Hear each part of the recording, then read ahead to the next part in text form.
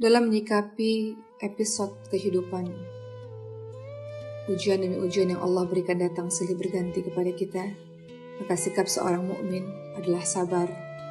Dan ternyata di dalam Al-Quran banyak sekali bertebaran ayat-ayat yang berkenaan dengan sabar.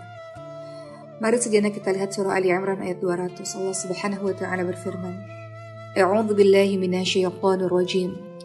Ya ayyuhalladzina amanu isbiru wasabiru warabitu wattaqullaha la'allakum tuflihun. Hai orang-orang yang beriman, bersabarlah kamu dan kuatkanlah kesabaranmu dan tetaplah bersiap siaga dan bertakwalah kepada Allah supaya kamu beruntung. Sabar memang sulit teman-teman sekalian, sangat sulit. Oleh karena itu ganjarannya sangat besar. Perkara sabar pernah terjadi juga di zaman Rasulullah SAW.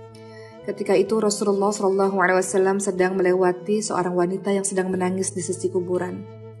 Maka Rasulullah SAW mengingatkan wanita tersebut untuk bertakwa kepada Allah dan bersabar. Lalu wanita itu berkata, menjauhlah dariku. Sesungguhnya engkau belum pernah merasakan musibah dan belum mengetahuinya. Biasanya kalau kita ditinggal oleh orang yang kita cintai, mungkin juga kita akan mengatakan hal yang demikian ketika ada seseorang yang menasihati kita. Wanita tersebut tidak mengetahui bahwa yang menasihatinya adalah Rasulullah SAW.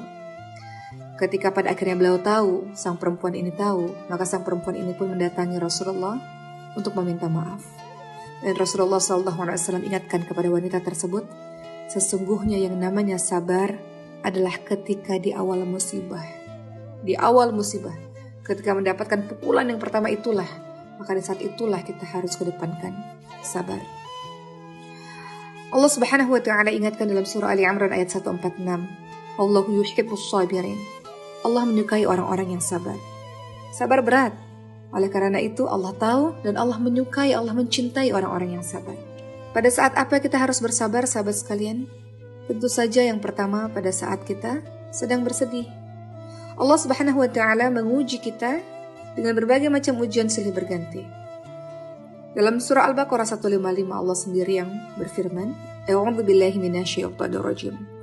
وَلَنَبْلُوَنَّكُمْ بِشَيْءٍ مِنَ الْخَوْفِ وَالْجُوعِ وَنَقْصٍ مِنَ الْأَمْوَالِ وَالْأَنْفُسِ وَالثَّمَرَاتِ وَبَشِّرِ الصَّابِرِينَ.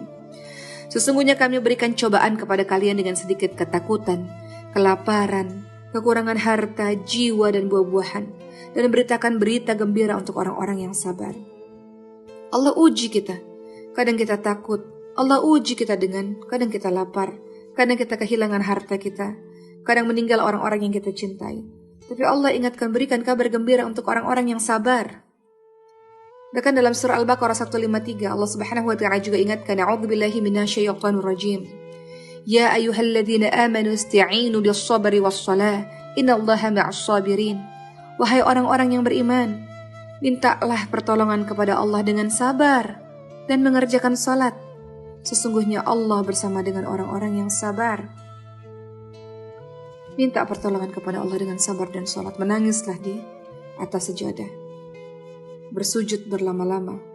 Menandakan diri kita yang begitu rendah di hadapan Allah Subhanahu wa ta'ala, dan Allah yang maha tinggi, dan hanya Allah yang bisa menolong kita teman-teman sekalian.